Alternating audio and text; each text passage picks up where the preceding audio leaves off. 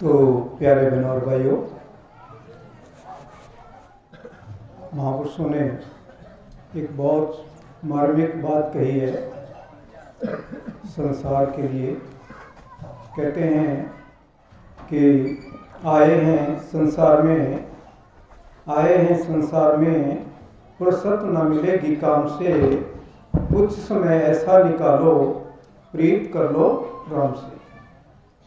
तो ऐसी घड़ियाँ बहुत ही सौभाग्य से प्राप्त होती है।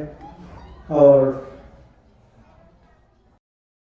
कबीर साहब भी समझा रहे हैं कि एक घड़ी आदि में पुनः आद, कबीर संगत साध की कटे कूट अपराध।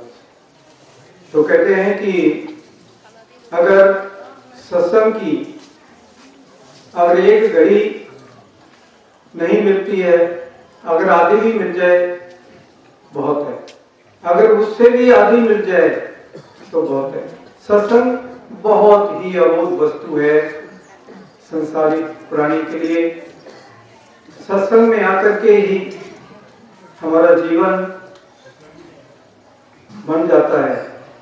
तो महापुरुषों ने एक बहुत बड़ी सुंदर बात कही है कि आए हैं संसार में फुर्सत न मिलेगी काम के। क्या इंसान हम इस संसार में आए हुए हैं, अगर रात दिन अगर हम काम में ही लगे रहेंगे और उससे हमें फुर्सत ना मिले, और हम परमात्मा का जिसने इतनी बड़ी अपार कृपा की है, इतना हमारे लिए बहुत कुछ किया है, अगर हम उसको याद ना करें तो बहुत दुख की बात होती है।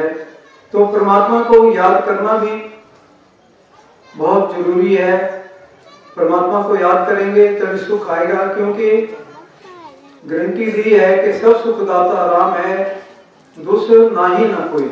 तो सब सुखों को देने वाला कौन है?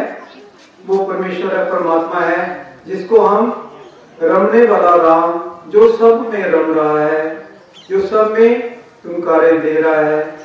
लेकिन पवित्र गुरु ग्रंथ साहब जी ने भी एक बड़ी सुंदर बात कही कि काम क्रोध नगर बहु भरया, मिल साधु खंडर खंडा है।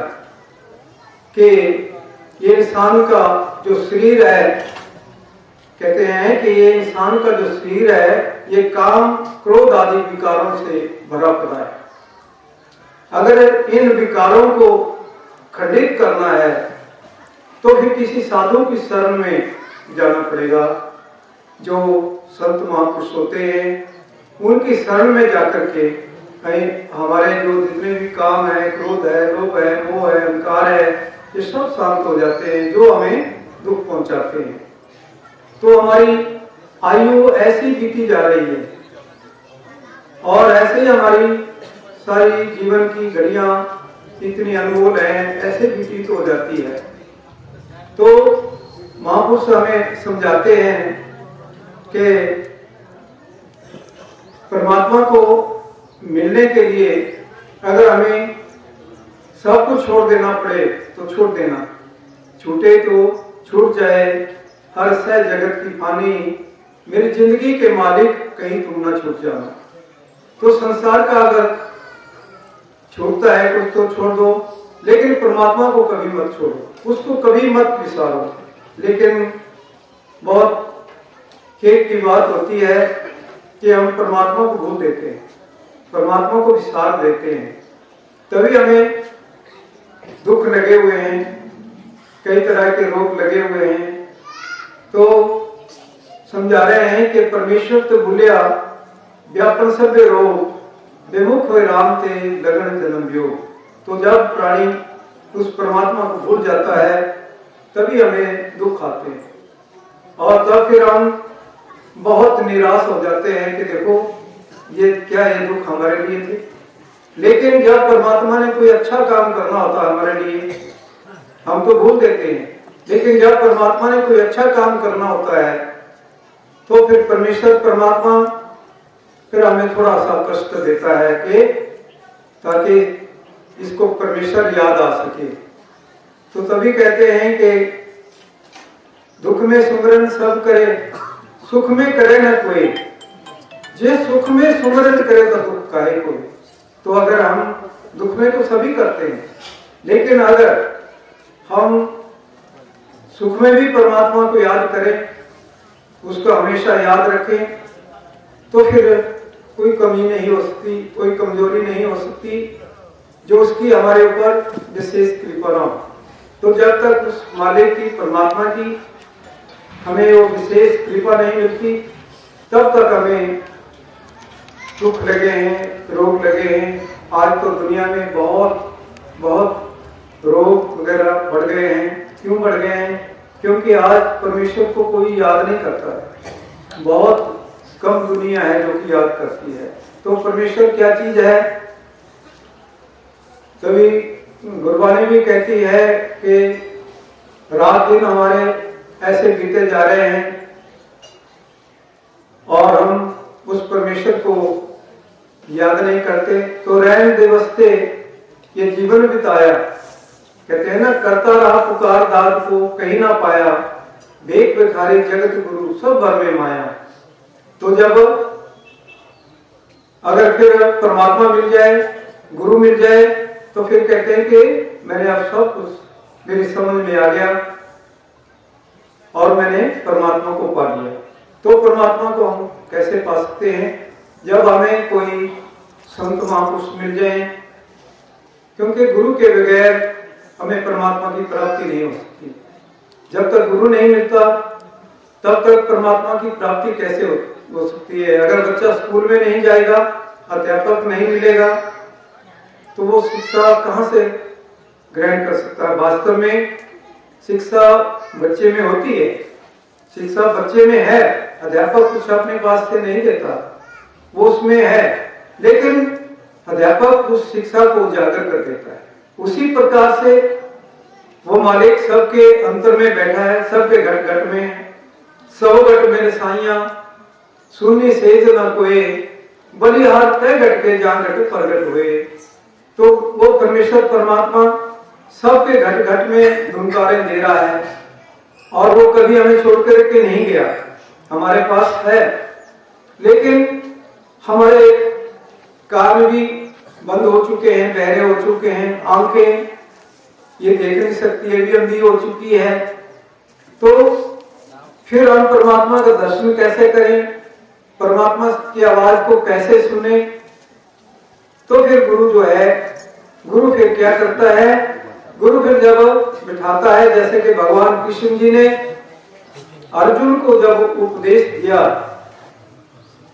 महाभारत का युद्ध हो रहा था, तो उस समय थोड़ी सी तवज्जो दी और आत्मा को ऊपर ले आए। जब उनके अंदर प्रकाश ही प्रकाश हो गया, तो फिर अर्जुन कहने लगे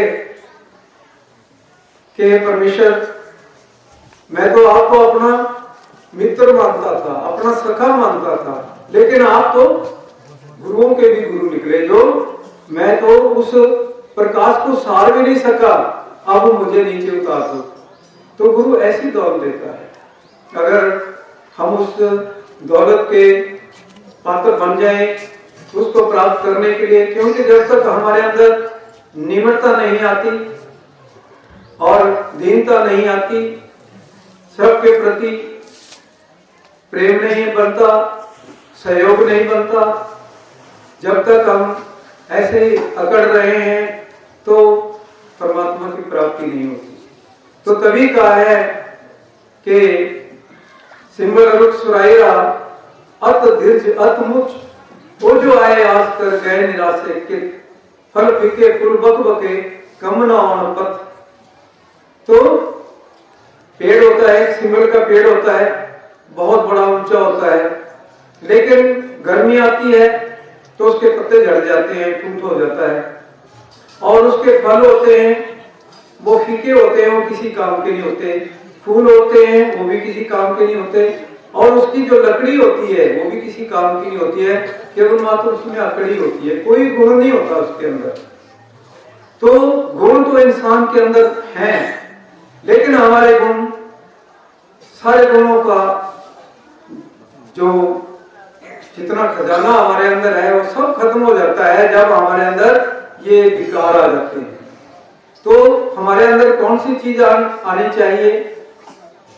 जब तक हमारे अंदर मिठास नहीं आती, तो तभी कहा उन्होंने कि मीठत निमी नानका गुण चंगैया तत्, कि जब तक वो मिठास नहीं आती तब तक वो गुण हमें प्राप्त नहीं होते। जब मिठास आ जाएगी, निमरता आ जाएगी, तो फिर सारे गुण आ जाते हैं। अगर इंसान के अंदर एक भी ऐसा दुर्गुण आ जाता है, वो कितनी भी उसने कमाई की है, वो सब का पतन हो जाता है, खाली का खाली उस पेट की तरह रह जाता है। तो इसलिए हमारे अंदर वो अच्छे गुण तभी प्रवेश कर सकते हैं जब हमारे अंदर निम्रता है।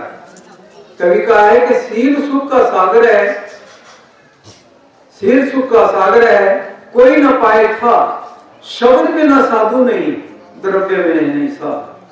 तो जिस साधु के पास, कहते हैं महापुरुष के, जिस साधु के पास शब्द नहीं है उसको हम साधु नहीं कहेंगे, वो साध नहीं हो सकता। तो जिसके पास शब्द है उसको ही हम साधु कह सकते हैं। लेकिन अगर हमारे अंदर सहनशीलता आ जाए तो वो इतना बड़ा सुखों का समुद्र है, उसके अंदर सारी दुनिया भी समा जाए, सबको सुख मिल जाएगा, सभी सुखी हो जाएंगे, वो ऐसा समुद्र है। लेकिन हमारे अंदर वो सहनशीलता लाना बड़ा बहुत मुश्किल होता है, वो आती नहीं। तो वो कैसे आती है? जब हमें गुरु मिल जाता है। तो तभी कहा है कि रहने ते दिन रहना रे मेरे गुरु काज सवारे, के रात दिन करके हमारा जीवन जो है ऐसे ही व्यतीत हो रहा है, ऐसे ही जा रहा है, रात दिन एक एक श्वास करके हमारा जीवन बीत जाता है। आज का दिन चला गया, कल का दिन चला जाएगा, और ऐसे ही सालें बीत जाती है। अभी देखो 2020 का वर्ष जब आया था तो हमने प्रतिज्ञा ली थी कि आज के बाद हम अपना जीवन नेक पाक सदाचारी जीवन रखेंगे। और आज के बाद जो हमें गुरु ने रास्ता दिया है, जो हमें शब्द के साथ जोड़ा है, जो अंतर की ज्योति के साथ जोड़ा है, हम प्रतिज्ञा करते हैं कि आज के बाद हम उसके लिए 2, 3, 4 घंटे अवश्य लगाएंगे, अवश्य उसके परमात्मा के लेके लगाएंगे। लेकिन 2020 का वर्ष खाली चला गया और आपने प्रतिज्ञा तो की, लेकिन 2021 का वर्ष भी अभी 2-4 दिन शेष बच गए हैं, वो भी उसकी भी समाप्ति हो गई, उसका भी काल ने ग्रास कर दिया। और हमारा जीवन का एक वर्ष ऐसे चला गया, हमने परमेश्वर को याद नहीं किया। परमात्मा को याद करने का ये नहीं है कि आपने राम राम कर लिया या आपने हरि हरि कर लिया, अल्लाह अल्लाह वाहिगुरु वाहिगुरु कर दिया, वो राम करने का तात्पर्य नहीं है। तो राम राम करता सब जगह फिरे, राम ना पाए कोई। राम राम करने से राम नहीं आएगा, उससे जब तक उस राम से नहीं मिलेंगे, जब तक उससे नहीं मिलेंगे तब तक सुख नहीं आता है। तो राम की मेरा एक भय पहचान सके ना कोई। तो राम और कबीर जी के अंदर कोई भेद नहीं रह गया, वो एक ही रूप हो गए, वो एक ही रूप थे। तो इसी प्रकार से अगर हम आत्मा के रूप में है, परमेश्वर परमात्मा के रूप में है, अगर आत्मा इसी जीवन में, इसी मानस चोड़े के अंदर आत्मा अपने सारे जितने दुर्गुण हैं उनको मिटा करके और यहाँ पर आ जाए, उस नाम को पकड़ करके उसका नाम का स्मरण करने से आपकी धारा चल पड़ेगी।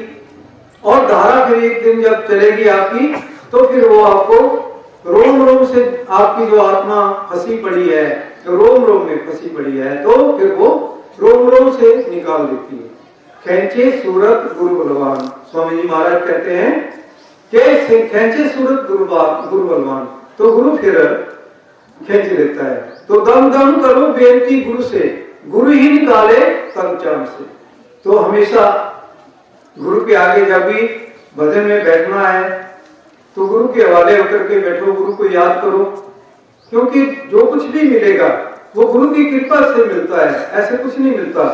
ऐसे तो कह दिया कि बिन गुरु दाते कोई ना पाए, बिन गुरु दाते कोई ना पाए, जब लख कोटि कर्म कमाए।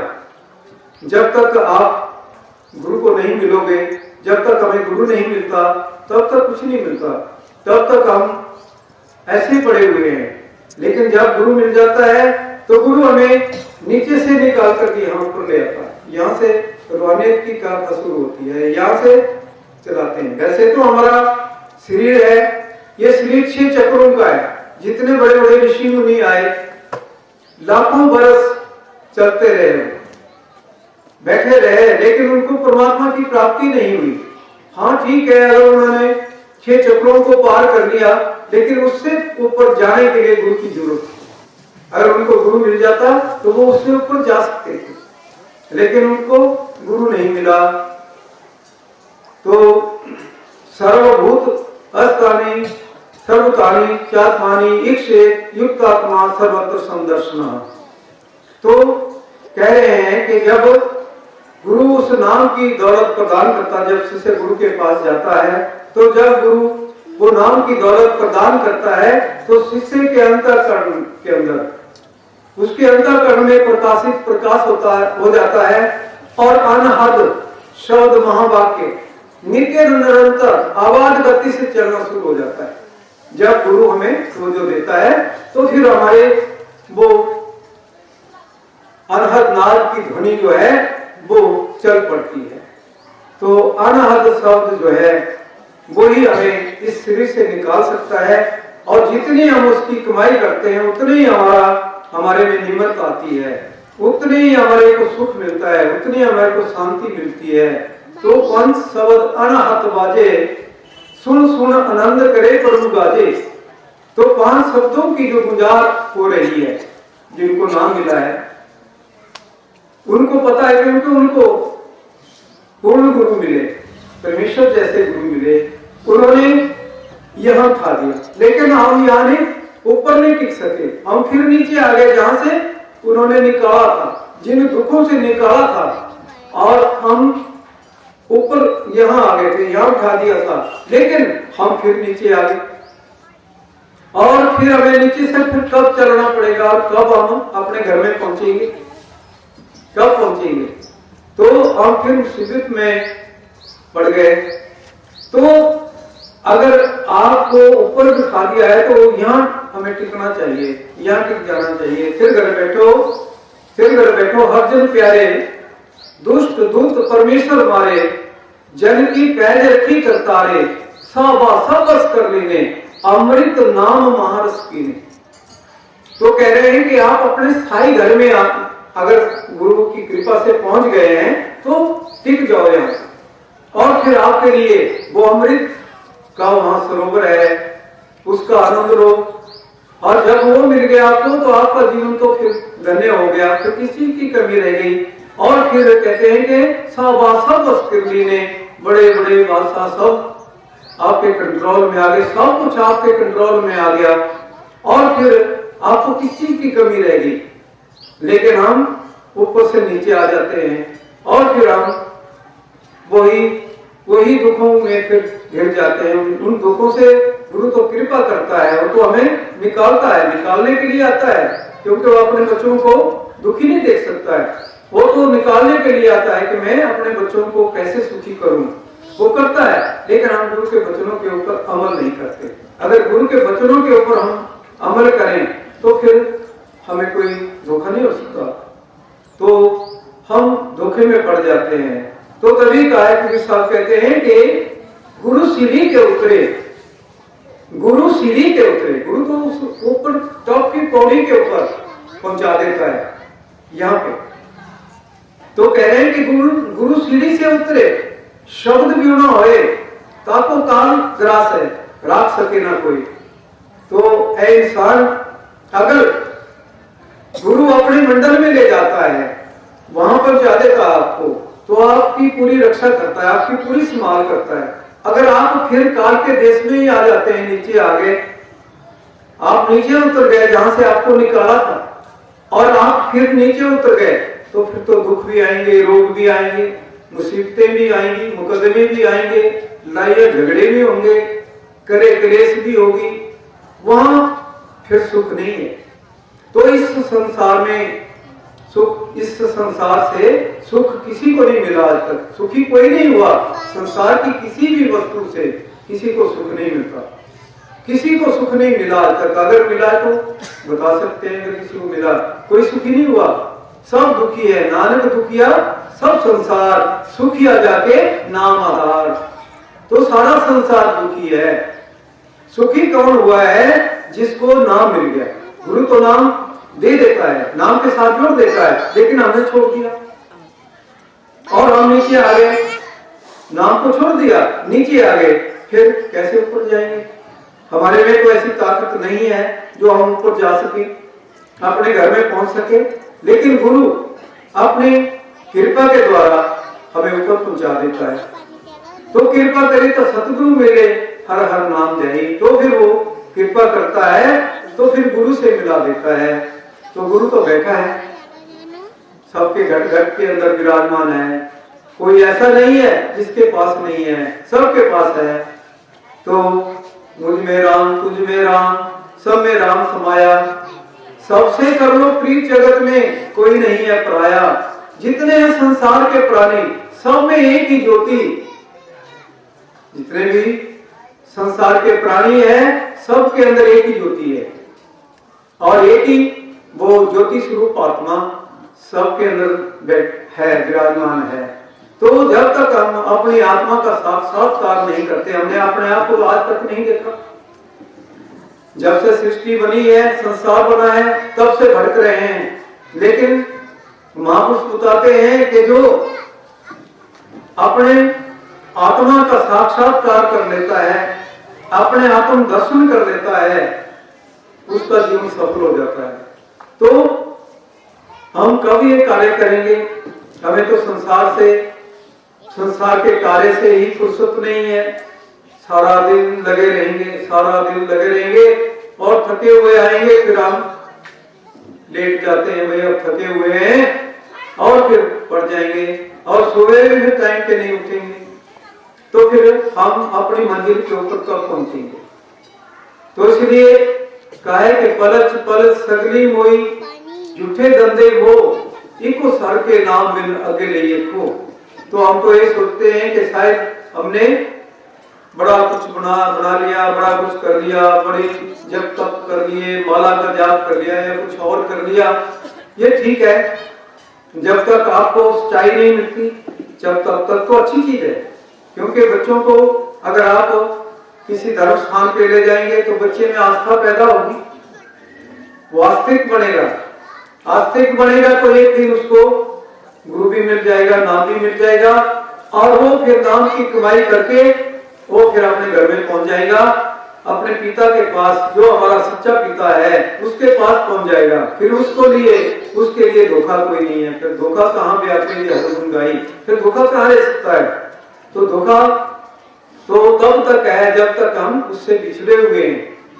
वो हमारा इतना सच्चा पिता है जैसा कि कोई भी नहीं है, उस जैसा कोई नहीं है।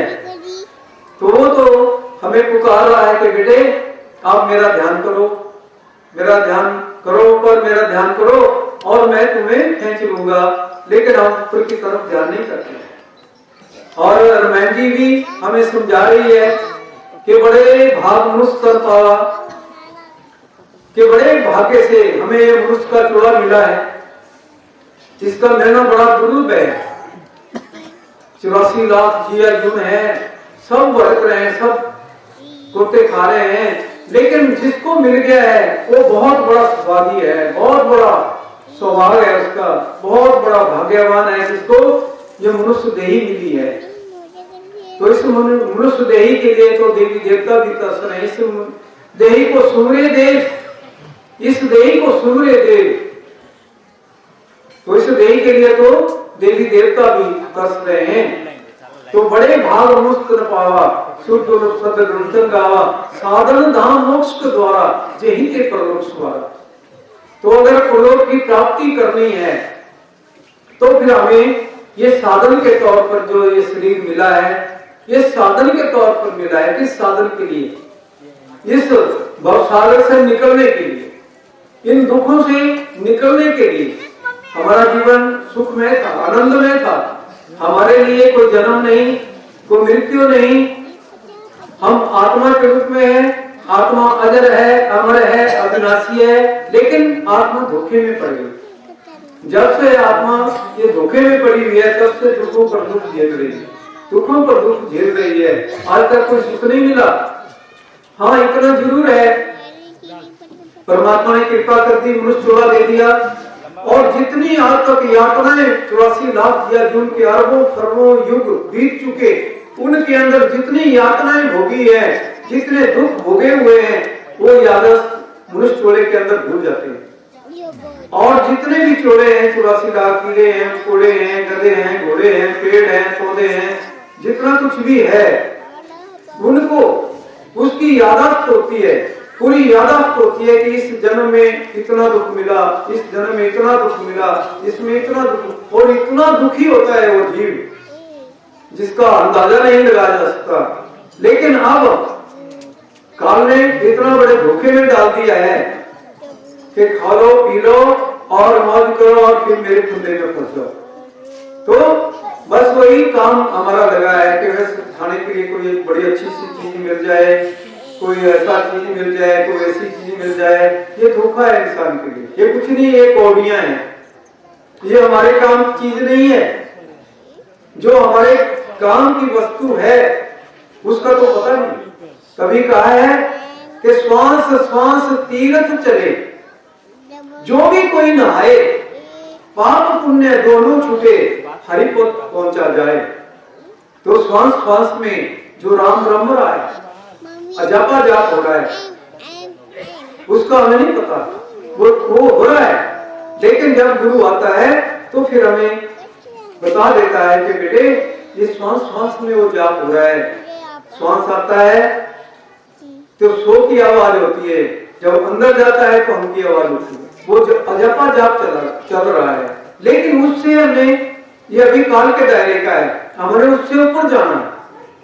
कभी कहा है कि जपा मरे अजपा मरे, अनहद भी मर जाए, सोच समानी सब सो बहुरी काल ना खाए। तो जितना जब तप करते हैं और कोई कार्य करते हैं, और कोई स्नान करता है, कोई माला का जाप करता है, कोई कुछ करता है, ये सब नीचे की चीजें, ये सब नीचे छोड़नी पड़ती है, इससे कुछ नहीं मिलता। ये जगात के रूप में खत्म हो जाते हैं, जिसके ऊपर हम मान करते हैं, ये जगात में खत्म हो जाते हैं। लेकिन जो श्वासों की माला फेरता है, उससे ही हमारा कल्याण होता है।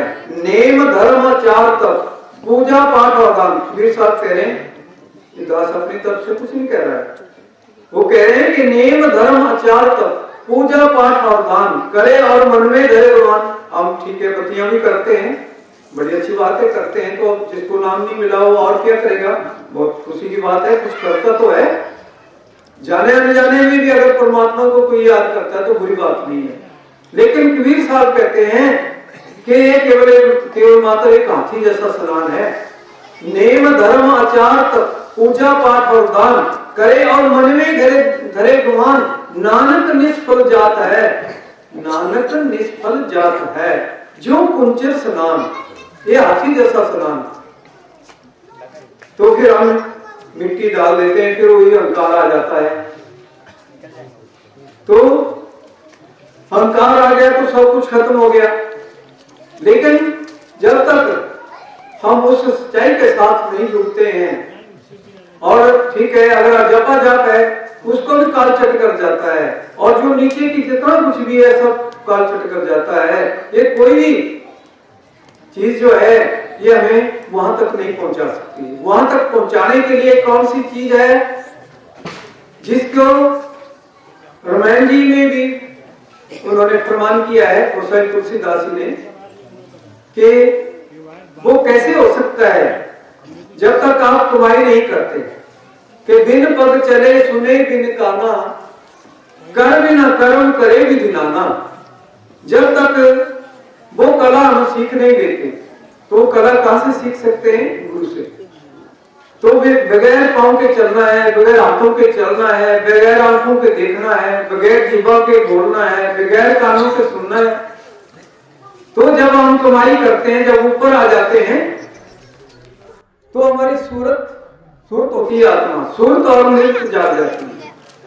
तो सूरत जो है वो देखने वाली है, नृत्य जो है वो सुनने वाली है। तो फिर हम देखने वाले भी हो जाते हैं, सुनने वाले भी हो जाते हैं, फिर हमें इस शरीर की जरूरत नहीं पड़ती। ये शरीर हमारा नीचे रह जाता है और हम ऊपर आ जाते हैं। नौ रखा के महापुरुष हमें समझाते हैं कि हम कैसे आएंगे, क्योंकि सारा संसार 9 द्वारों में बैठा हुआ है। ये 9 द्वार जो हैं ये संसार के तत्व थे, लेकिन हमने ऊपर जाना है, अपने घर में जाना है। वो कहां से जाना है? उस 10वें द्वार से। जब 9 द्वार बंद करेंगे तभी हम उस दरवाजे पे आएंगे। जब तक ये बंद नहीं होते तब तक हम 9 द्वारों में ही बढ़ते हैं। तो तभी कहा है महापुरुषों ने कि 9 उठा के 9 द्वारों को बंद करो, 9 उठा के दहावतर आए, 10वें निज दरवासा पाए, उथे अनहद शब्द बजे दिन राती, गुरमति सब सुनावनिया। तो उस वाणी को, उस पवित्र वाणी को हम कैसे सुन सकते हैं? तो गुरु की कृपा से, गुरु की कृपा से सुन सकते हैं। ऐसे नहीं सुन सकते, ऐसा कुछ नहीं हो सकता जब तक हमें, अगर कोई अंधा हो, अगर वो कहे कि मैं रास्ता ढूंढ लूंगा, तो वो रास्ता ढूंढ नहीं सकता, उसको रास्ता नहीं मिल सकता। अंधे को रास्ता दिखाना पड़ेगा, उसको पकड़ करके चलाना पड़ेगा कि हाँ ये रास्ता है, इसके ऊपर चल करके तो अपने घर में पहुंच सकता है। तो अगर वो रास्ता मिल जाता है, फिर चल पड़ता है, तो फिर मालिक की कृपा हो जाती है, तो फिर वो अपने घर में पहुंच जाता है।